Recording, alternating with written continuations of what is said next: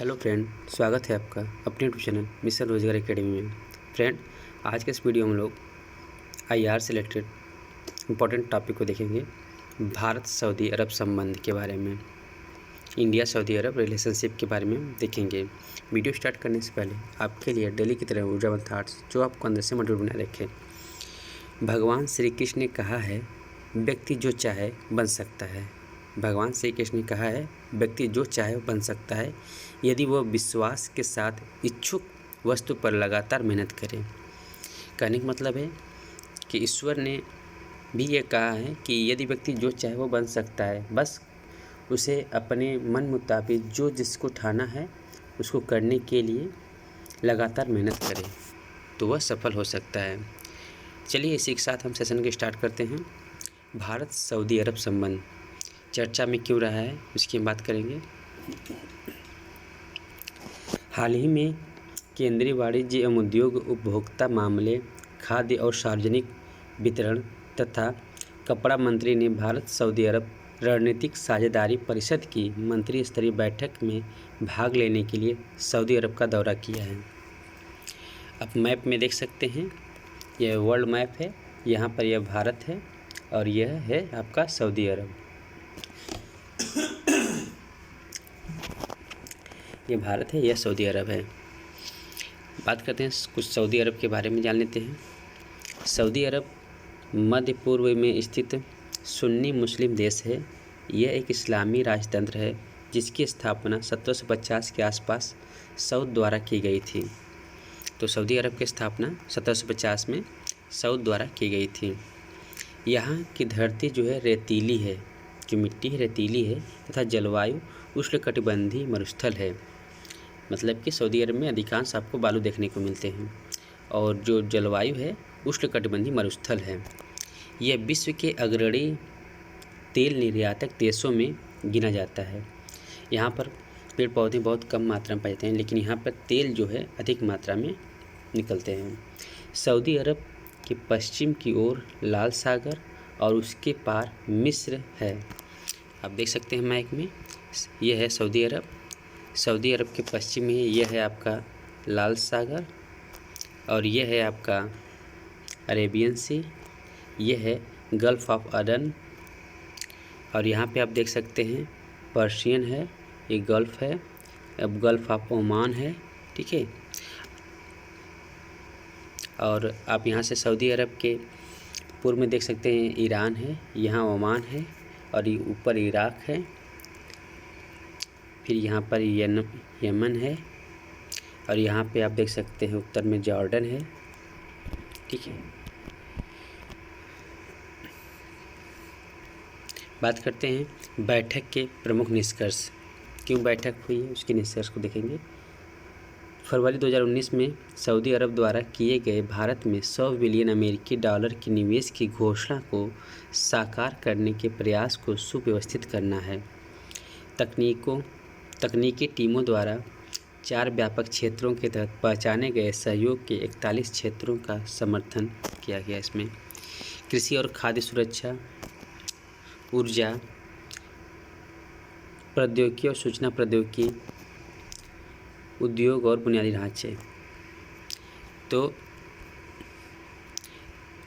तकनीकी टीमों द्वारा 4 व्यापक क्षेत्रों के तहत पहचाने गए सहयोग के 41 क्षेत्रों का समर्थन किया गया। कौन कौन से क्षेत्र हैं? कृषि और खाद्य सुरक्षा, ऊर्जा क्षेत्र, प्रौद्योगिकी और सूचना प्रौद्योगिकी, उद्योग और बुनियादी ढांचा। प्राथमिकता वाली परियोजनाओं का संबद्ध तरीके से क्रियान्वयन करने का संकल्प, इसमें शामिल सहयोग के प्राथमिकता वाले क्षेत्र हैं। सऊदी अरब में यूपीआई और रुपे कार्ड के संचालन के माध्यम से डिजिटल फिनटेक क्षेत्र में सहयोग। पश्चिमी तट पर एक रिफाइनरी का निर्माण, तरलीकृत प्राकृतिक गैस अर्थात लिक्विड नेचुरल गैस एलएनजी, बुनियादी ढांचे में निवेश और भारत में सामरिक पेट्रोलियम भंडारण सुविधाओं के विकास सहित संयुक्त परियोजनाओं में निरंतर सहयोग की दोबारा पुष्टि की। चर्चा में कुछ और प्रमुख बिंदु शामिल थे। कौन कौन से थे? दोनों देशों के एग्जिम बैंकों का संस्थागत गठजोड़, मानकों की पारस्परिक मान्यता, स्टार्टअप और इनोवेशन ब्रिज की स्थापना, बुनियादी ढांचे के विकास में सहयोग को मजबूत करना, विशेष रूप से निर्माण के क्षेत्र में, रेलवे आदि। भारत सऊदी अरब रणनीतिक साझेदारी परिषद, सामरिक भागीदार परिषद की स्थापना अक्टूबर 2019 में भारत के प्रधानमंत्री की सऊदी अरब की यात्रा के दौरान की गई थी।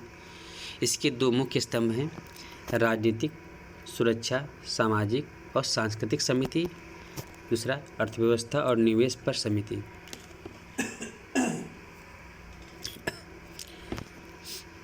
ब्रिटेन, फ्रांस और चीन के बाद भारत चौथा देश है जिसके साथ सऊदी अरब ने इस तरह की रणनीतिक साझेदारी की है। सऊदी अरब के साथ भारत के संबंध, पहला तेल और गैस को लेकर के जो संबंध है उसको देखते हैं। सऊदी अरब वर्तमान में भारत को कच्चे तेल का दूसरा सबसे बड़ा आपूर्तिकर्ता है। इराक शीर्ष आपूर्तिकर्ता है। भारत अपनी कच्चे तेल की आवश्यकता का लगभग 18% और अपनी तरलीकृत पेट्रोलियम गैस अर्थात लिक्विफाइड पेट्रोलियम गैस LPG आवश्यकता का लगभग 22% सऊदी अरब से आयात करता है।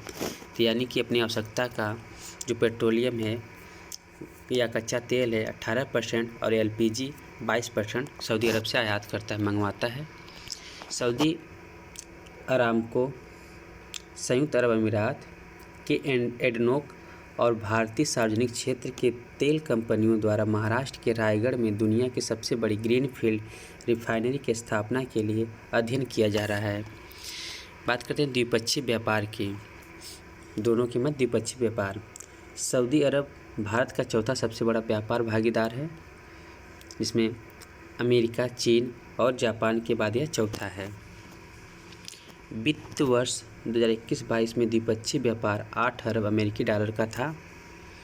सऊदी अरब से भारत का आयात 34.01 अरब डॉलर और सऊदी अरब को 8.76 अरब डॉलर का निर्यात हुआ है। तो आयात सऊदी अरब से भारत को आयात कितना क्या हुआ है? 34.01 अरब डॉलर का आयात किया गया है और सऊदी अरब को निर्यात कितना किया गया है? तो 8.76 अरब डॉलर का निर्यात किया गया है। वर्ष 2021 की तुलना में 49.5% की वृद्धि हुई है। वित्त वर्ष 2021-22 में सऊदी अरब के साथ व्यापार भारत के कुल व्यापार का 4.14% है। भारतीय प्रवासी,